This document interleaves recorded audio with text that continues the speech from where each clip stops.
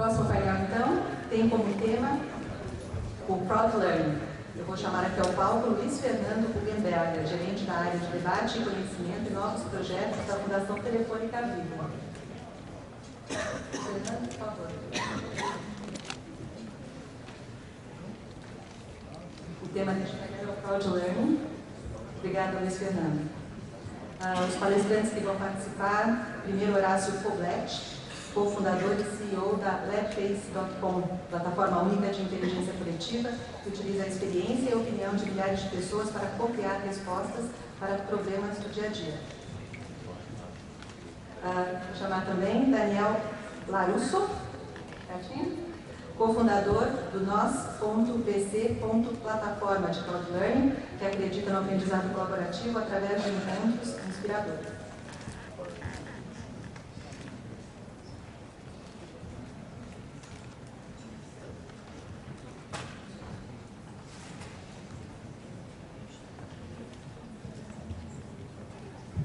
Então é com vocês, painel do Cloud Learning. Boa tarde a todos e todas. Uma apresentação mais conceitual. Tem uma Crowd Learning, parece algo vindo de outro planeta. Mas que, na verdade, muitas coisas a gente já está vivendo hoje, já viveu há muitos anos neste assunto. Está funcionando? Eu queria fazer uma brincadeira um pouco com vocês. Quando a gente fala de educação, 3 imagens que vêm na cabeça das pessoas ao ouvir essa palavra.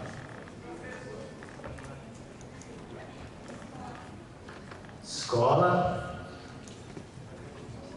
professor, ensino.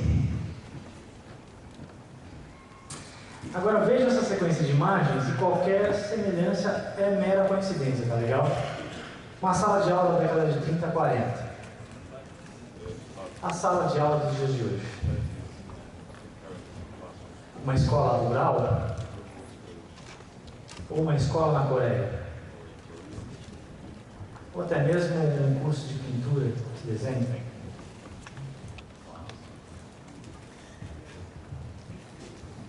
Aluno aprendendo, olhando na nuca do outro aluno. Professor, centro do conhecimento.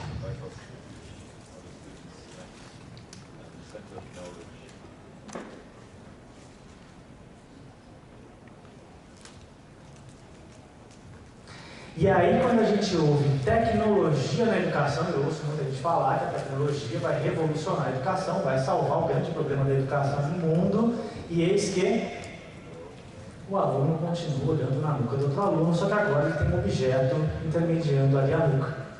E o professor ali ao centro do conhecimento.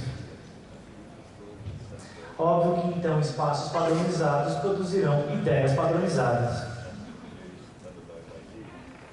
Quem aqui nunca mandou um SMS numa sala de aula? Levanta o braço aí, deixa eu ver.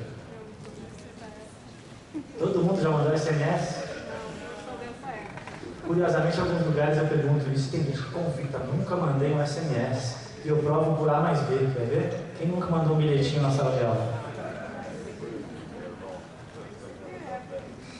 E aí, quando você entra na sala de aula de hoje, como outro dia eu fui entrar para um curso de jovens empreendedores sociais, eu já ia entrando com a cabeça de professor um pouco, do século passado, já ia perguntar para eles, aqui quem é que não tem celular?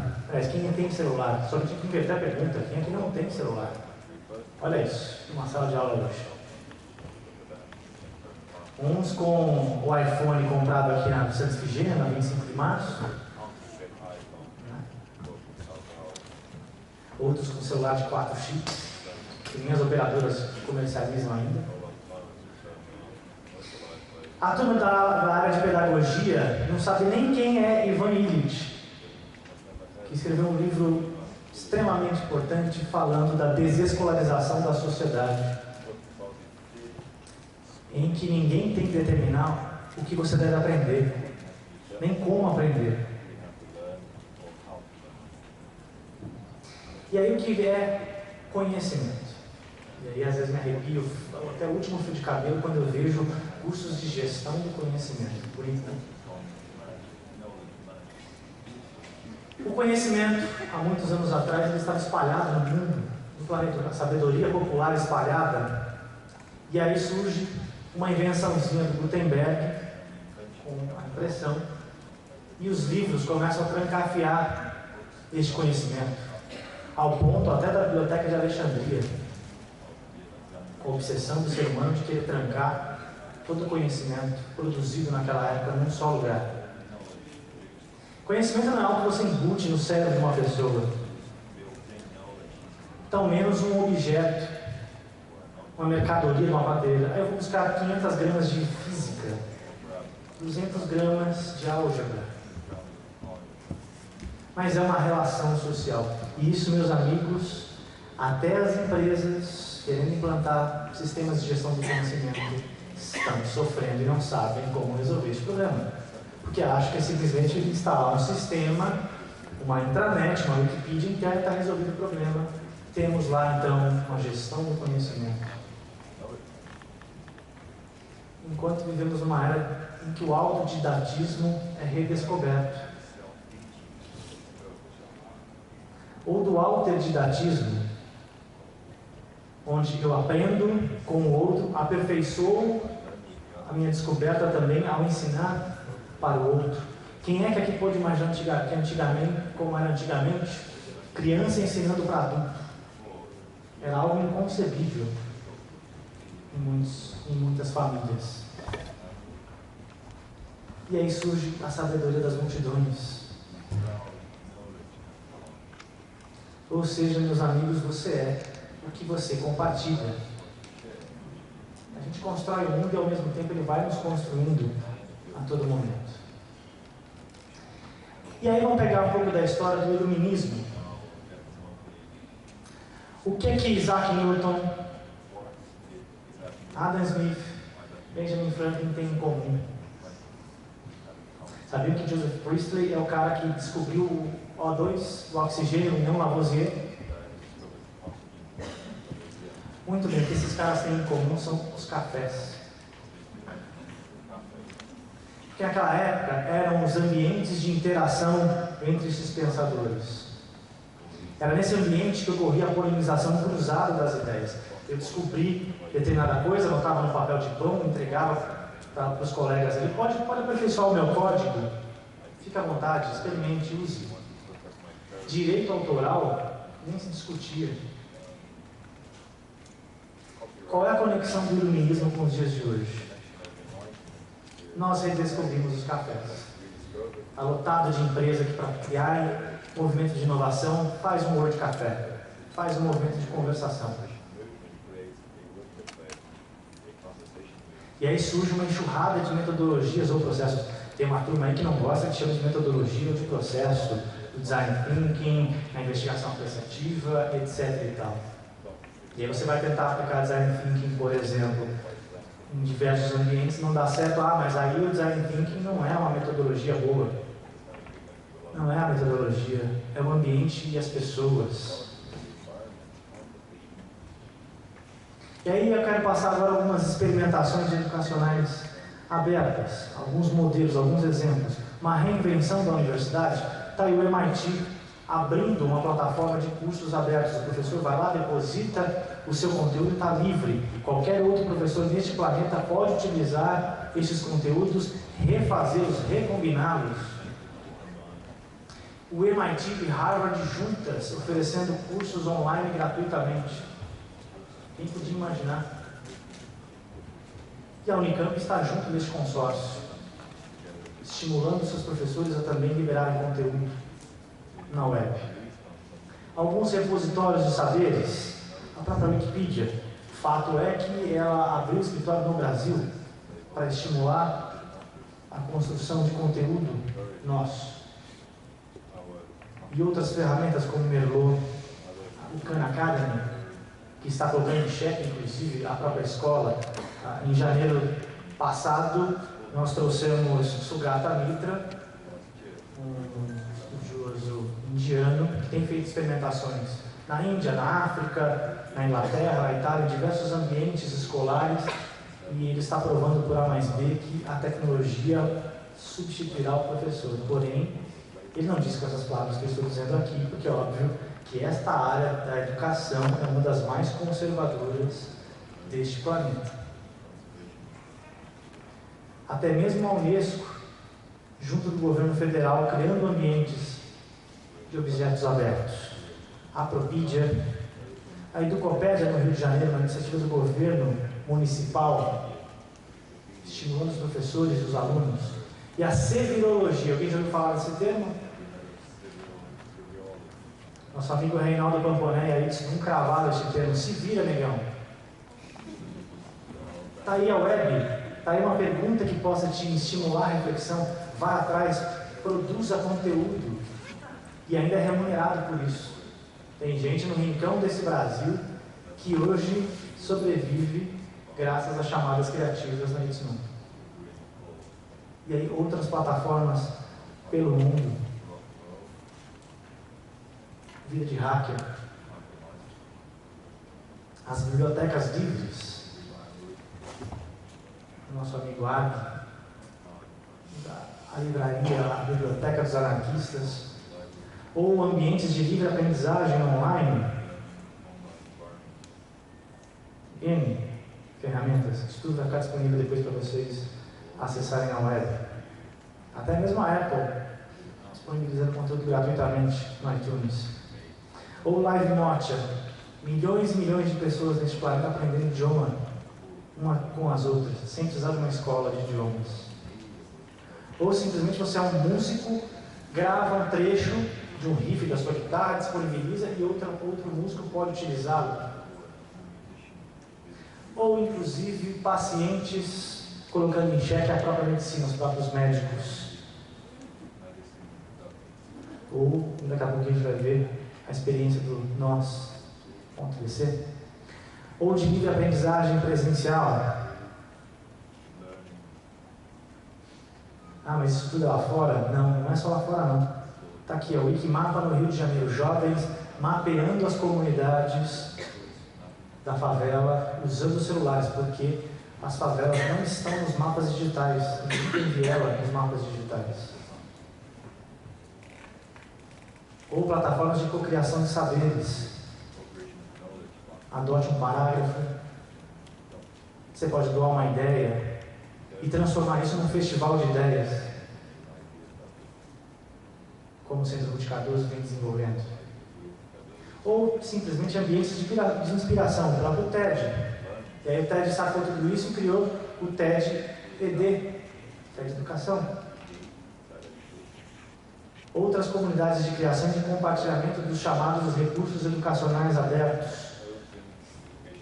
Uma série de plataformas, um monte de cases para mostrar para vocês, de tudo isso que eu estou falando, de gente que está olhando para a inovação dentro do espaço da aprendizagem, não é da escola. Você pode participar de uma biblioteca aberta e compartilhar a sua leitura, trocar livros. Você agora escreve a resenha do livro, não esperar que um jornalista especializado escreva. E aí um ponto para a gente refletir, qual o futuro dos cursos de TI? Se hoje um jovem com 13 anos desenvolve 15 aplicativos para iPhone. As empresas buscando espaços de aprendizagem organizacional, mudar o seu jeito de aprender dentro das organizações. Aí quando você abre essa caixa de Pandora, dá poder das escolhas, as pessoas ficam confusas. Como é que eu vou escolher? Sem que o meu chefe depois me cobre um relatório. O que motiva as pessoas? Recompensa? Nós somos seres cooperativos, naturalmente. Desde que a gente tenha propósitos comuns, causas relevantes, as pessoas se unem, se encontram para discuti-las, para discutir as profissões do futuro. 70% das profissões da web não foram descobertas ainda. Inclusive, sentar para desenvolver, para discutir novos modelos de negócio. Que a gente está ouvindo muito falar de economia criativa, e quando você vai olhar, na verdade, é a economia da cultura. Você vê o artesão vivendo da sua própria arte, e não um novo modelo de economia sendo repensado. E aqui, por último, eu queria deixar alguns insights para a gente se inspirar, para a gente pensar um pouco. O objetivo da educação é aprender e não ensinar. O que importa não é mais o que você sabe, mas o que você pode aprender. Você não pode ensinar nada a ninguém. Você apenas pode ajudá-lo a descobri-lo dentro de si mesmo. Está aí Galileu Galilei. E eu guardo o meu conhecimento nos meus amigos. Quanto maior é a minha conectividade com pessoas, maior é o meu grau de conhecimento sobre diversos assuntos. Essa é uma pequena introdução para a gente começar a conversa. E aí eu vou passar para o Horácio na sequência. Obrigado.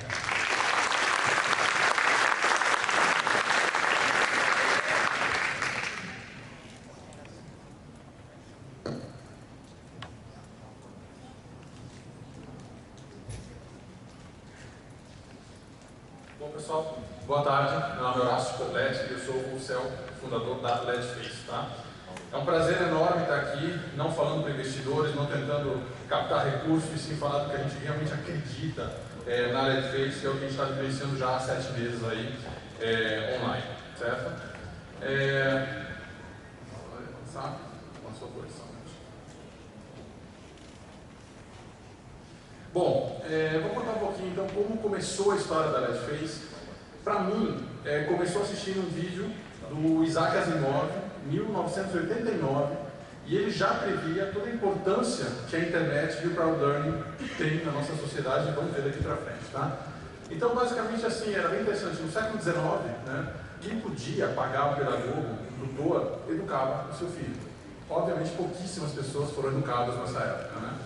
Depois, século XX, massificação, era preciso educar todo mundo, então a gente, de uma maneira pasteurizada, né, criou não mais um para um, e sim um para muitos, onde um professor educava uma classe de alunos, digamos assim. E hoje a gente tem, então, a possibilidade de muitos para muitos, tá? E isso para mim, isso é crowdlearning, né? Você poder estar seguindo a sua verdadeira vocação, que você realmente quer, e estar indo atrás e encontrar esse conhecimento de maneira interessante. Né? Na mesma época, assistindo o Wall-E, que é um desenho da Pixar, né? Para quem assistiu, em um dos momentos, o capitão vai e ele pergunta para o supercomputador, e o supercomputador começa a responder, e aquilo, ele começa a descobrir, a fazer descobertas através daquilo. Eu achei fantástico, eu falei, meu Deus, como seria legal se tivesse uma inteligência artificial, que a gente pudesse perguntar e também ter essas descobertas no nosso dia a dia, isso ia ajudar muito, né? E eu me cerquei de pessoas fantásticas de inteligência artificial, e a gente começou a pesquisar, e o resultado foi extremamente frustrante, tá? Por quê? Porque, assim como o Steve Wozniak diz, a gente está a anos-luz de uma verdadeira inteligência artificial, tá? Ou seja, algum bot, alguma coisa que entre na sua casa e faça um cafezinho, tá? Qual a dificuldade disso? Entrar na sua casa, ver qual que é a sua cozinha, achar um pó de café, achar uma cafeteira, que pode ser uma coisa top, né, da engenharia, ou então algo tão rudimentar como isso que vocês estão vendo aí. E a gente está realmente longe disso, tá? E por quê? Porque 99% dos trabalhos de inteligência artificial, eles são reducionistas, tá? Ou seja, eles querem resolver problemas extremamente complexos sem contexto. Ou seja, problemas extremamente complexos em ambientes muito simples, tá? Só que, gente, a vida é o contrário. Fritar um ovo é uma coisa muito simples num ambiente extremamente complexo, tá? Então a gente viu que não dava para ir somente pela inteligência artificial. E foi daí que a gente decidiu, então, unir com a inteligência coletiva, né? Ou seja, unindo o melhor dos dois mundos. E aí nasceu a LedFace. Isso que vocês estão vendo aí não é uma formação rochosa, tá? Não é uma árvore. Isso aí é um cupinzeiro, pessoal. Tá? É um cupinzeiro que tem até 5 metros de altura, tem na África do Sul e na Austrália. E se você faz um corte longitudinal desse cupinzeiro, ele é uma verdadeira obra-prima da engenharia. Ele é fantástico. Tá? Quem faz esse cupinzeiro? Ele está muito acima do nível intelectual, da capacidade intelectual do cupinzinho, certo? A rainha, ela serve para reprodução. Não tem project manager, não tem gerente de projeto, não tem nada disso.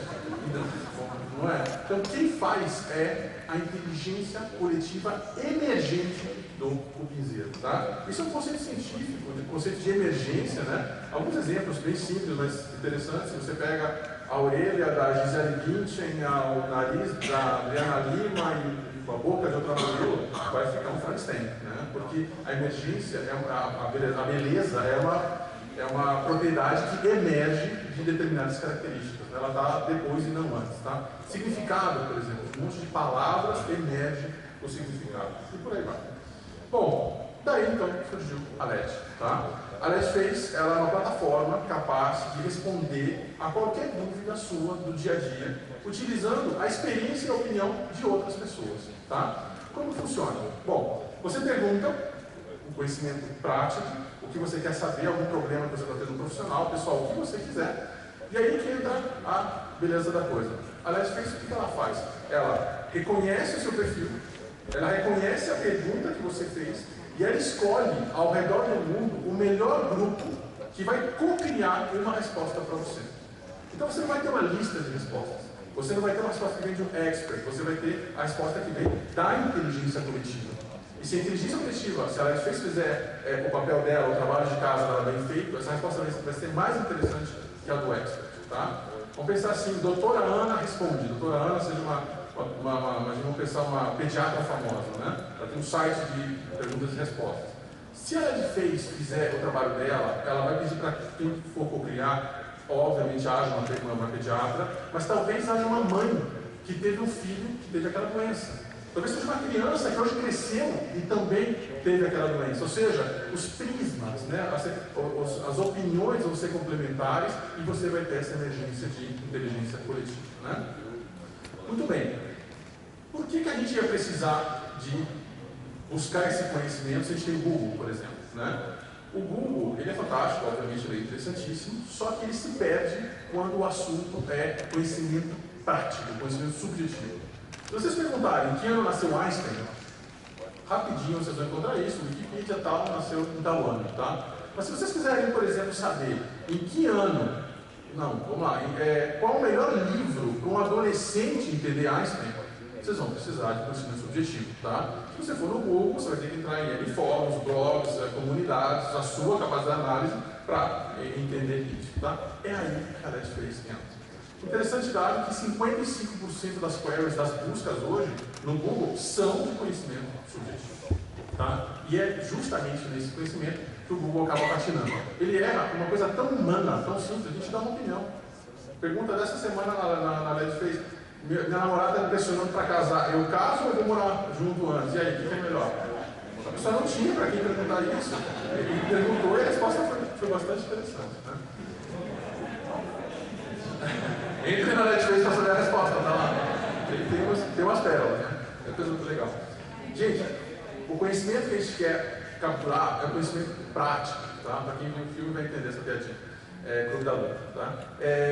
O conhecimento prático, ou seja, o conhecimento que ainda está na cabeça das pessoas. Aí as pessoas pensam, não, o conhecimento não está no Google.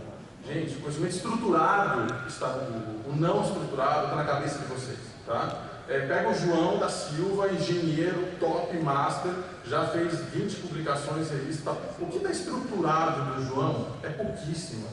Porque o João, além de ser um baita de um engenheiro, é um pai maravilhoso, ele pode compartilhar conhecimento sobre educação de filhos. Ele faz uma caipirinha maravilhosa, um churrasco maravilhoso e ele é fotógrafo amador.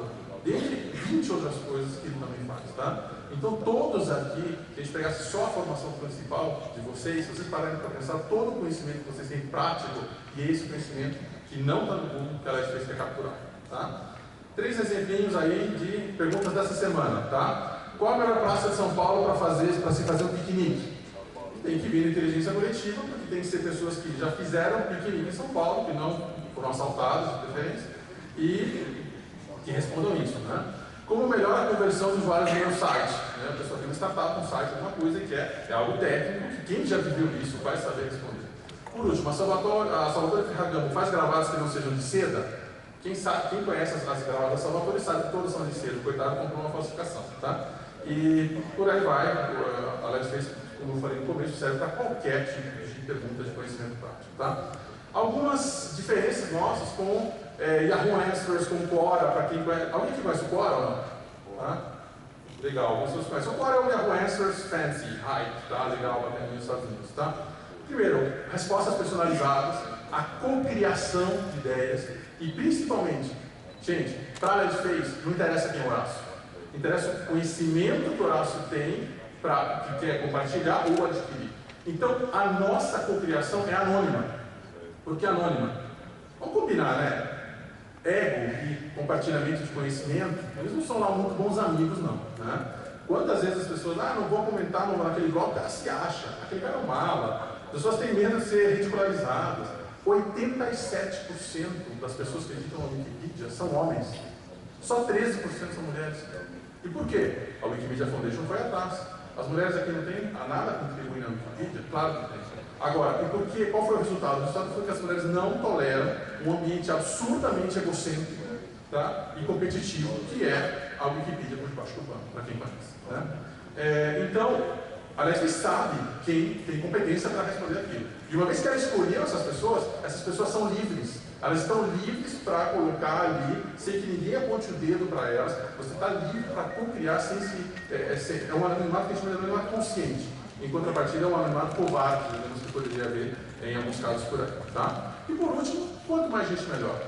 Gente, quem conhece o Quora sabe que o Quora é beta fechado até hoje. Tá? Por quê? Porque quando eles abrirem e milhões e milhões e milhões de pessoas forem lá para responder, qualquer pergunta, qualquer responde, o que vai acontecer?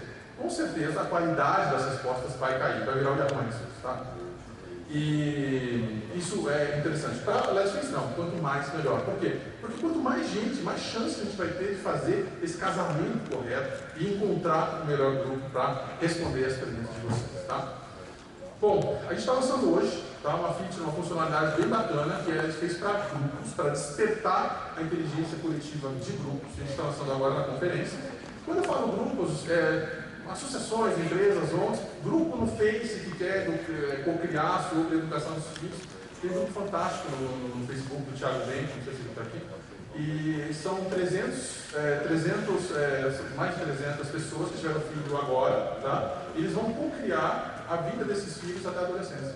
Então, eles vão perguntar e responder ali todos os problemas que tem até os filhos ficarem adolescentes juntos. Isso é co-criar uma vida junto, né? E eles querem utilizar a LedFace por causa do anonimato, isso vai favorecer. Bom, numa empresa, por exemplo, as atuais ferramentas de gestão do conhecimento, elas têm muito problema com hierarquia, elas têm muito problema, a pessoa tem medo de ser mandada embora e por aí vai. Então elas não capturam esse conhecimento subjetivo e prático que a gente quer compartilhar. O que acontece, pessoal? A pessoa está sentada aqui, 3 metros mais para lá, outra pessoa tem a solução. Eu descarto um problema, aquele tem a solução. Ou então ele está, às vezes, em outra cidade, mas dentro da corporação. Tá? Essa pessoa não vai levantar e sair perguntando. Dever favor para os outros é uma merda, vamos falar a verdade, não é legal. Ele tem um ônus social, né? Então a pessoa vai acabar não indo, levantando e perguntar. Tá? Expõe lacunas de conhecimento, né? Ou seja, você às vezes foi contratado para ser o bambambam daquilo, né? Como é que você vai ter furos de conhecimento? Então você tem, você é humano. E o que acaba acontecendo é que a pessoa estagna, tá? Então ela se torna menos produtiva, menos eficiente, né? O que a gente quer, na verdade, é fornecer uma plataforma para que, colocando isso dentro de uma empresa, por exemplo, qualquer colaborador daquela empresa depois. Então você coloca isso na Nokia, quem vai poder perguntar, na telefônica, por exemplo, quem vai poder perguntar, qualquer um da empresa, quem vai poder responder, a inteligência coletiva dessa empresa. Tá? E isso hoje, ninguém está fazendo isso dessa maneira como a gente está fazendo. Nosso protótipo é no UOL, então o UOL tem 400 devs hoje, e a gente está despertando a inteligência coletiva do pessoal. Tá?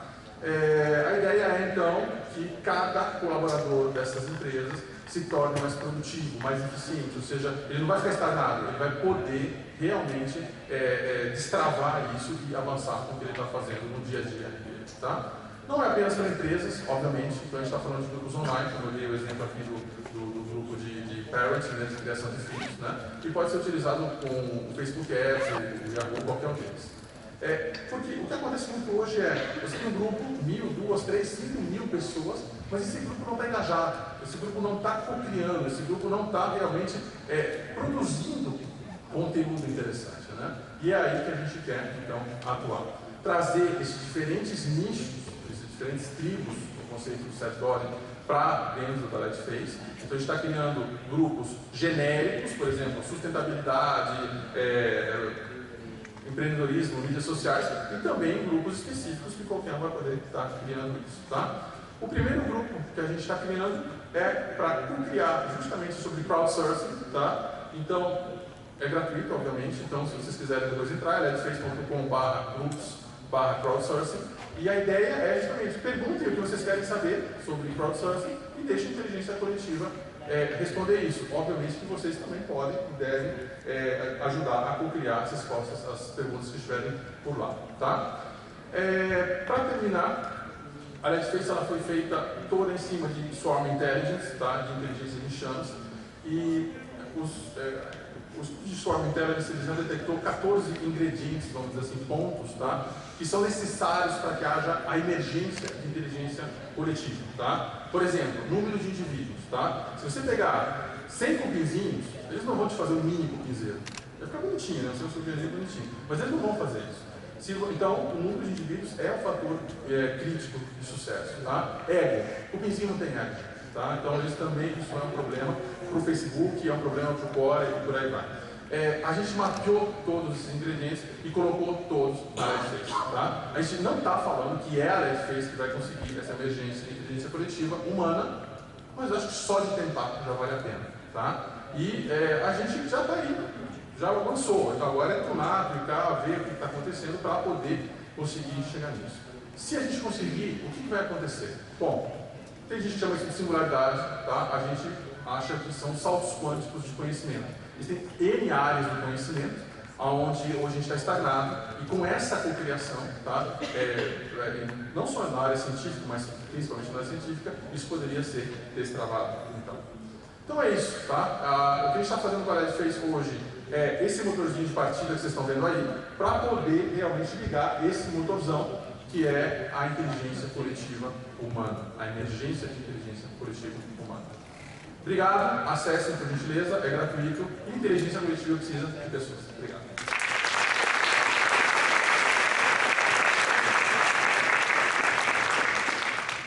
Vamos lá, Daniel.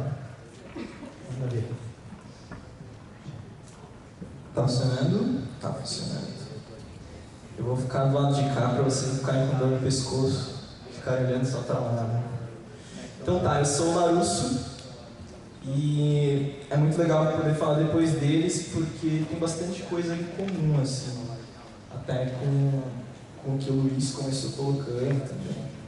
Então vamos lá. Vou falar um pouquinho sobre o NosOC, mas eu quero também falar sobre o que nos motiva e o que tem por trás da plataforma, que também vou falar um pouquinho, vou explicar para vocês. Mas eu quero começar com uma pergunta sobre como o conteúdo funcionou.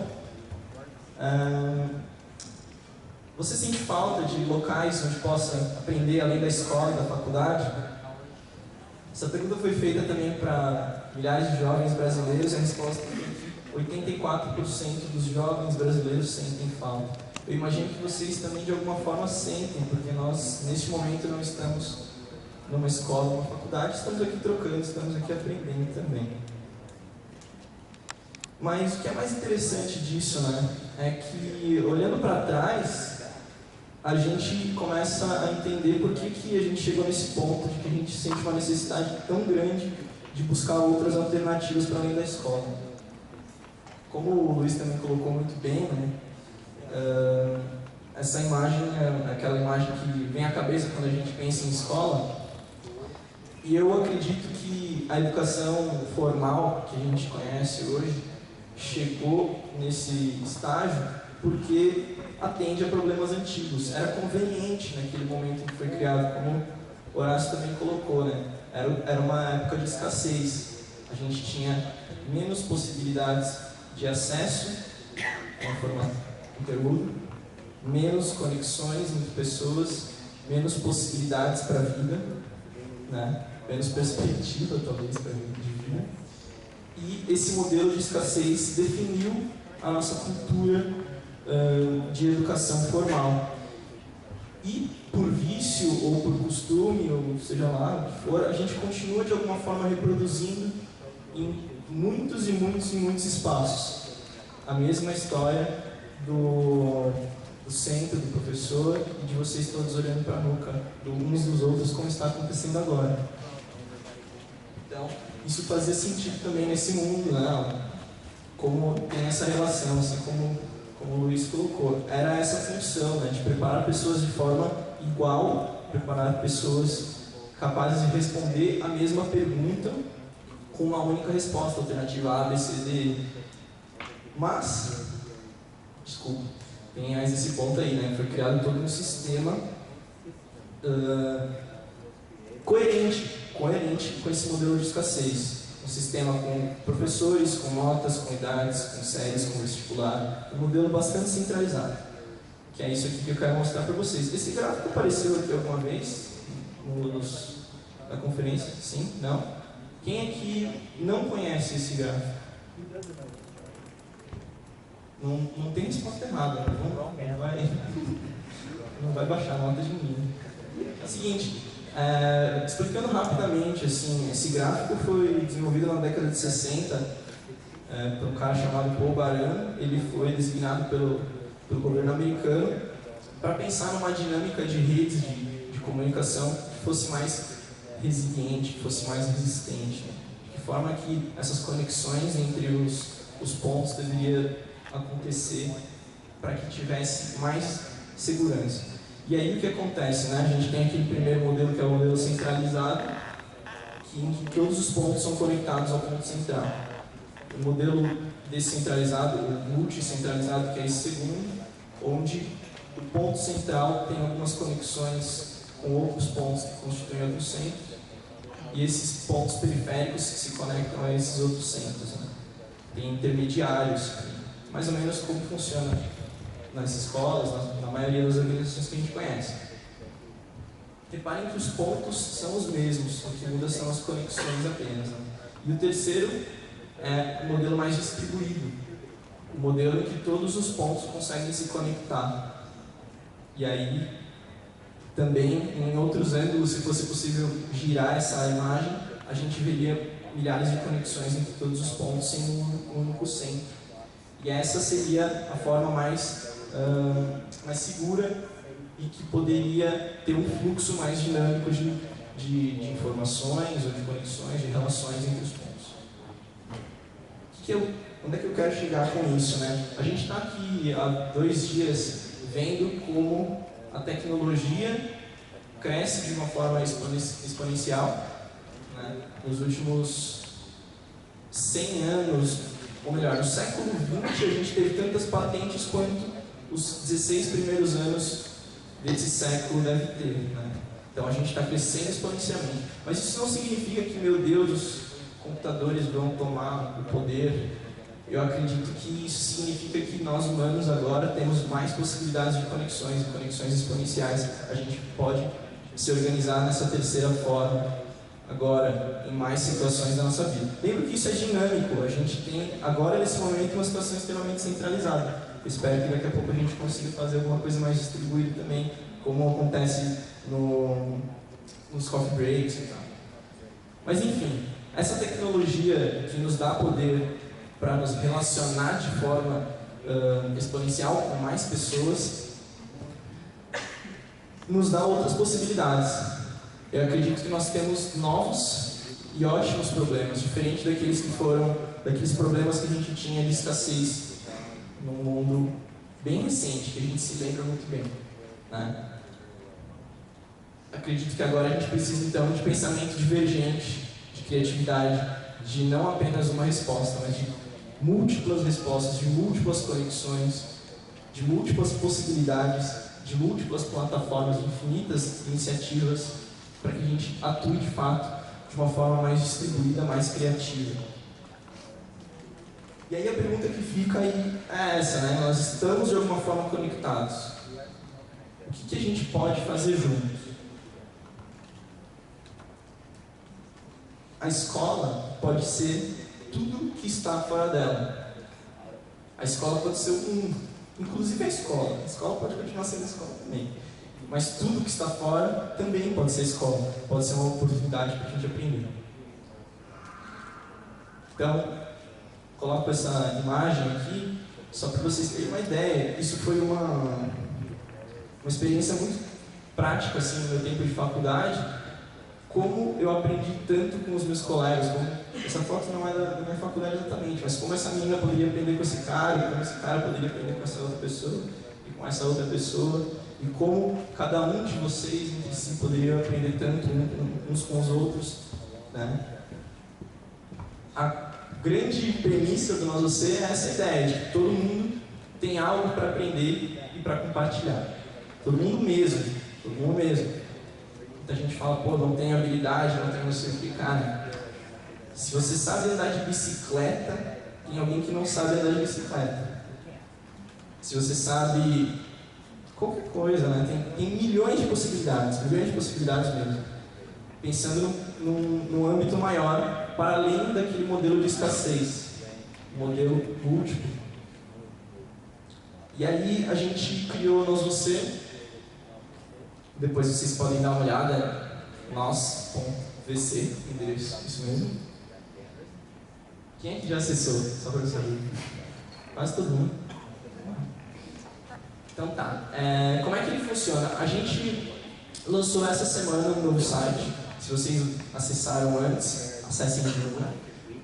Que dá mais possibilidade para que mais pessoas criem seus encontros. A ideia é o seguinte: qualquer um pode ir até o site e criar um encontro presencial, um encontro de verdade. Esse encontro espera-se que as pessoas apaixonadas pelo mesmo assunto dessa proposta aprendam juntas. Qual é a mecânica? O criador, o organizador desse encontro, ele define a programação, como é que vai ser, como é que não vai ser, define as inscrições, como vão funcionar, se vão ser gratuitas, se vão ser pagas, define um número X mínimo de pessoas para que aconteça. E, por um prazo, essa proposta de encontro fica no Nós Você. Se a gente consegue atingir o número mínimo de participantes, esse encontro acontece de forma real, em qualquer cidade do Brasil, em qualquer espaço definido pelo organizador. Nós ficamos com uma porcentagem, esse é o nosso modelo de negócio, a gente fica com uma porcentagem das inscrições pagas, mas é possível também ter inscrições gratuitas no Nós Você. A gente está há 6 meses no ar e tem sido um período ótimo de aprendizado. Aprendemos muito com isso. Realizamos até agora 31 ou um pouco mais do que isso, encontros. Impactamos aí mais de 500 pessoas. Nessa primeira semana do novo site, a gente está muito feliz também com os resultados. A gente está conseguindo ter mais pessoas envolvidas no Nós Você. E a gente já trabalhou com esses assuntos e espera trabalhar com infinitos outros, né? Eu quero dar só um exemplo para vocês do que isso significa também com esse encontro aqui. Ele aconteceu em Porto Alegre há uns 2 meses atrás. Foi a primeira edição de um encontro que já está indo para a sua 3ª edição. Ele se chama Pães e Massas para Preguiçosos. E aquele cara que está ali no meio com um avental, que é um cara de barba, é um amigo nosso. E ele tem amor por fazer pães. Ele não é um padeiro profissional, ele não é um gourmet, ele não é um grande chefe. Por isso esse encontro é barato, é o custo do material e mais um troquinho ali. Para vocês terem uma ideia, esse aqui é o perfil dele, ele se define ali como designer e apaixonado por fermentação. E é isso que a gente quer, pessoas que sejam apaixonadas por coisas, né? Que possam se encontrar com outras pessoas que sejam apaixonadas.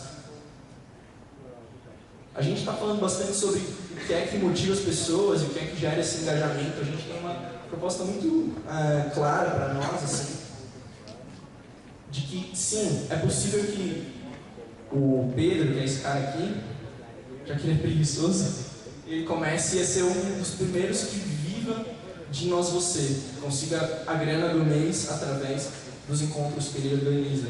Não somente esse, é possível também organizar encontro com outras pessoas que estão dando um curso, dando um workshop, uma palestra.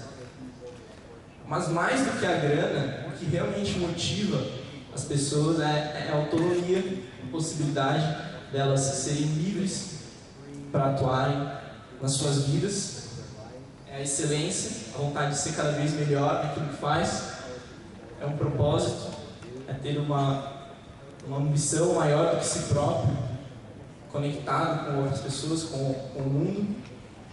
E um quarto ponto que eu coloco aí também, que é a conexão social. O próprio fato da gente se ver, ter um olho no olho, se encontrar, identificar as pessoas que são apaixonadas pelas mesmas coisas, é uma grande motivação para nós. Então, meu recadinho final aí também, compartilhe a sua paixão, descubra o que está dentro de você, né? Encontre outros apaixonados através de você. E a pergunta que fica é: quais são as paixões de vocês? A gente está aqui também com o Gui, com o Leonardo, daqui a pouquinho tem um coffee break, vocês podem conversar com a gente. E também agora, já encerrando, gostaria de ouvir um pouco a galera. Muito obrigado, viu, pessoal?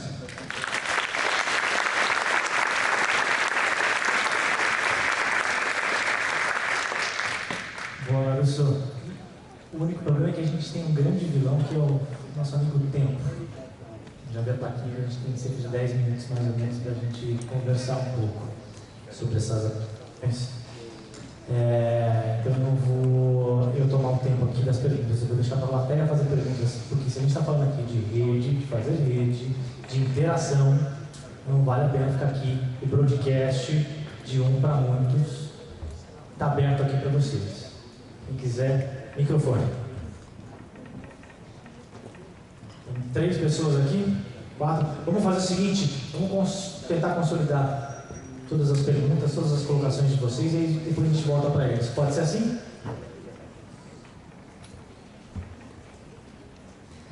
Boa tarde, meu nome é Lana Jun, eu sou da PDI de Brasília. Eu tenho uma pergunta para a LEDface e para os encontros lá, nós e você. A mesma pergunta e aí outra pergunta. Eu quero saber se existe alguma iniciativa como a de vocês aí nos Estados Unidos ou em outro lugar do mundo, essa pergunta 1. E nós, você, por que eu entraria no você para criar uma comunidade, sendo que eu posso usar o Facebook para achar pessoas do mesmo interesse que eu? O que me leva a entrar no nós.você? Vocês têm alguma busca que vai buscar como um Pinterest, que vai cruzar pessoas que têm o mesmo interesse que eu? Eu quero criar um grupo de pessoas que estudaram na Europa Oriental. Por que eu vou entrar no nós.você e não no Facebook para buscar essas pessoas? Obrigada. A gente... Eu faço um bloco. Eu queria perguntar para o Horácio, eu queria saber, meu nome é Vera, trabalho no Ibope, eu queria saber como é que você escolhe qual o grupo que é mais adequado para responder aquela pergunta.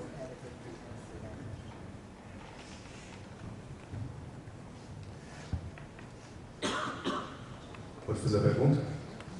Meu nome é Augusto, tenho uma empresa de consultoria em expansão de negócios, também tenho um site de crowdsourcing para competição criativa. Me interessa bastante esse mercado de crowdlearning e uma grande preocupação que eu acho que vocês tenham também seja a moderação do conteúdo que é imputado na internet. Na medida em que você abre para que outras pessoas possam colocar o conhecimento delas, não estou falando de má fé, mas estou falando de desconhecimento, tá? E, perdão da palavra, de ignorância de pessoas, ignorância de ignorar fatos e colocar coisas que elas não têm a absoluta certeza. No início de uma atividade, entendo que seja fácil você moderar, né? Na medida que isso toma uma proporção muito grande, ou você faz com que as pessoas moderem umas às outras, ou vocês têm que ter algum tipo de moderação. Queria que vocês comentassem um pouco sobre isso e de que maneira vocês preveem uma política de qualidade no trabalho de vocês. Vou rodar mais uma pergunta, daí eu jogo aqui e depois eu volto para a plateia. Pode ser que senão daqui a pouco tem uma enxurrada e eles não conseguem nem responder, nem um tequinho, né? Ô, louco. Vamos lá. Oi, meu nome é Maíra. Eu queria, durante todos esses 2 dias, o pessoal falou muito sobre visibilidade, reconhecimento, que leva as pessoas a participarem e a colaborarem. Eu não entendi, eu queria que tu expressasse um pouco mais esse assunto sobre a história do anonimato. Porque o que a gente escuta muito, por exemplo, vamos colocar, dar o nome, a pessoa qualifica a pergunta, qualifica a resposta. E a outra pergunta também, LEDface, também tem a ver com o que você estava falando, por exemplo, as pessoas querem visibilidade ao dar o curso, entendeu? A minha outra pergunta da LEDface é: pessoas não responderem com qualidade, se o recrutamento de vocês não for feito com qualidade, eu, como não foi chamado, eu posso responder. Qual é a credibilidade que a pessoa que vai receber a resposta vai ganhar? Vai ter. Se não tiver tempo de responder, eu respondo uma próxima. Vamos tentar agrupar então para o Lúcio e para o Horácio responder. Vou começar com você, Lúcio. Vamos aqui um pouquinho se existe alguma iniciativa igual ao mundo e por que usar vocês e não outras plataformas como o Facebook, que as pessoas ganham com isso. Tá. Se já aproveitando, já falasse também de moderação de conteúdo. Sim, eu esqueci. Eu vou ficar de pé porque eu consigo olhar mais vocês. Se existe outra coisa no mundo, existe. Não é exatamente igual, mas é parecido. Nos Estados Unidos a gente tem o Skillshare, anotem e acessem skillshare.com, que é uma plataforma, eles colocam como um marketplace de cursos e classes, né? A ideia é bem parecida, a pessoa pode vender uma aula ali, mas nós trabalhamos com uma diferença que a gente misturou um pouquinho de crowdfunding. Inclusive, nós utilizamos o código baseado no código aberto do Catarse. Nós também trabalhamos com a Engage e o nosso código também é aberto, porque nós também acreditamos que é necessário esse negócio se desenvolver em rede, que surjam outras iniciativas, já até estão surgindo outras no Brasil. Uma é a The Hop, que vai ser lançada acho que essa semana, e outra é a Cinese.me, que eu ainda não conheço, mas eu conheci essa semana aqui em São Paulo. Nos Estados Unidos tem mais outro, que é o Dabble, eu acho, e tem outros e outros. Depois pode me mandar um e-mail que eu disparo uma lista, assim. E a segunda pergunta, a diferença para o Facebook. Bom, é bem diferente. Você pode e deve fazer um evento público no Facebook, você pode criar o teu encontro do jeito que você quiser. Mas no Nós Você, a ideia é encontros de aprendizagem, encontros presenciais de aprendizagem, e que trabalha com essa mecânica de conseguir diminuir muito o risco de quem organiza o encontro. Um dos grandes problemas de quem organiza um curso, um workshop fora dos meios tradicionais é conseguir um número mínimo de pessoas para fazer aquele curso, que vale a pena financeiramente, que vale a pena por conta de interação também, ou seja, por uma série de motivos. E a nossa plataforma permite isso através de um modelo que, se não fechar o número mínimo de pessoas inscritas, pagas, ou inscritas se for o caso, todas as pessoas recebem o dinheiro de volta e podem investir em outros encontros ou marcar uma nova data para se encontrarem novamente. Ficou claro?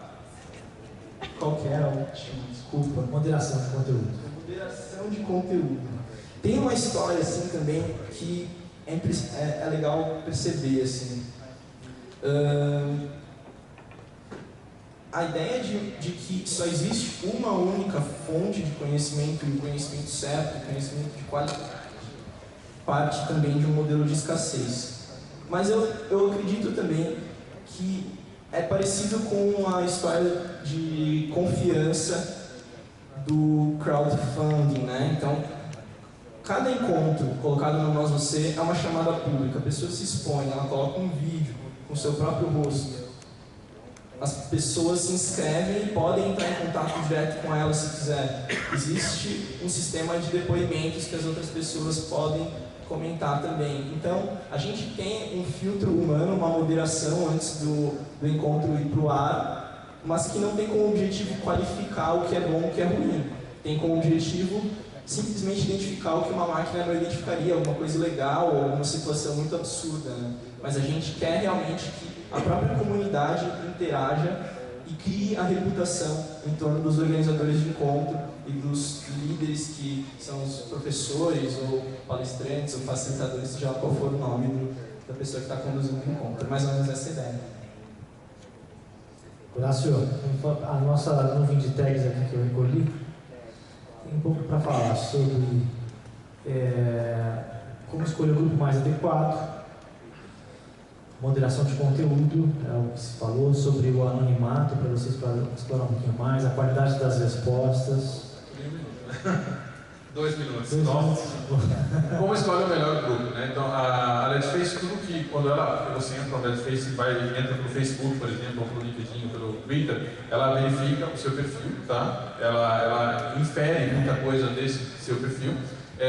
Tudo que você faz na Letface retroalimenta o seu perfil também. Por exemplo, eu tenho que entrar numa academia, né? Tá claro aqui, mas quando eu entrar, eu não vou falar Letface, eu entrei na academia, mas talvez eu vá perguntar: Letface, será que eu posso fazer uma aula de spinning sem atrapalhar meu joelho? Pronto, a Letface vai saber que eu estou na academia, né? Então tudo retroalimenta o seu perfil e é a partir disso que a Letface escolhe o melhor grupo, tá? Moderação, fundamental, tá? Totalmente automatizado, senão não haveria escalabilidade. O primeiro filtro, vamos dizer o suporte nível 1, o primeiro filtro é automático, no sentido de são algoritmos de inteligência artificial que fazem isso. E depois a própria comunidade autorregula aquilo, tá? Não somos nós que fazemos isso. Mais de 10 mil perguntas, 3 trollagens só. E uma delas foi: qual é o tamanho mínimo de um pênis para ser ator pornô? E a gente depois descobriu que era uma pergunta séria de uma pessoa que era amigo de um amigo, e numa dessas que a gente falou brincando, a pessoa falou: eu fiz a pergunta e eu queria saber mesmo, tá? Então não foi trollagem. Desculpa, mais alguma pergunta? Falamos aqui sobre anonimato e qualidade das respostas. Isso, qualidade das respostas é bem extenso, eu quero conversar contigo. E o anonimato, o ego, ele é um fator poderosíssimo para fazer as pessoas competirem e se incentivarem. Então a gente tem que substituir por alguma coisa, tá? E não adianta ficar dando badzinho, são recompensas intrínsecas que você tem que fazer. Em 1 minuto, para não olhar feio para mim, em 1 minuto é assim: quando você pergunta na Letface ou aceita responder algo, indiretamente você está se ligando a uma pessoa. Você está, na verdade, se ligando. Eu estou me ligando intrinsecamente a você. E não no Facebook, o cara está lá para ter meu chefe, ou porque o cara a mulher é bonitinha. Não, não é isso. É realmente interesse que tem aqui, tá? E vai se formando uma rede de afinidades. À medida que você vai interagindo mais e mais com a Letface, um certo grupo está ali sempre para te ajudar. E você está respondendo perguntas sempre para um certo grupo. Esse grupo chama-se Grupo de Super Amigos. A gente está lançando agora a versão mobile, tá? Vai lançar no segundo semestre, iPhone e Android, onde a gente vai permitir a você perguntar não só para a LED geral, mas perguntar para esses seus super amigos. E eles vão te responder por altruísmo recíproco. O que é altruísmo recíproco? Eu vou responder porque quando eu precisar, eu também vou receber uma resposta rápida na hora certa, tá? E tem toda uma pegada de super-heróis, os gráficos que a gente está fazendo, tudo tem a ver com isso. Então o altruísmo recíproco é um comportamento humano, é um behavior humano, né? Poderosíssimo, evolutivo, e é isso que vai fazer em 1 minutinho aqui com que as pessoas respondem, tá? Obrigado. Meus amigos, como eu disse, o tempo é o nosso grande inimigo. Adoraria que a gente pudesse ficar conversando aqui muito mais tempo, mas infelizmente ele nos poda. Duas coisinhas só que eu queria para encerrar a minha fala. Primeiro, que esse painel de crowd learning, quando eu conversei com a Marina, logo que ela me falou da segunda edição dessa conferência, a gente tinha um desejo um pouco de estimular esse assunto aqui no Brasil. Alguém de vocês em alguma outra conferência ouviu falar desse tema de crowd learning? 1, 2, 3, 4, olha o número de pessoas. Quem sabe na próxima conferência a gente tem um painel maior de pessoas, de casos, com uma dinâmica diferente, inclusive, para a gente falar um pouco mais sobre esse assunto. Segundo ponto que eu queria trazer: se alguém quiser viver esta experiência um pouco mais profundo, ter uma pitada, um cheiro dessa experiência, aproveitando que hoje é terça-feira, eu os convido aqui na Pamplona, no Centro Ruth Cardoso. Acontece até às 10 da noite o Festival de Ideias Inovadoras. É só aparecer por lá. Apareça. Pamplona, na altura do número 1005. Obrigado, Mônica. No 1005, apareçam lá e cocriem. Tá legal? Obrigado.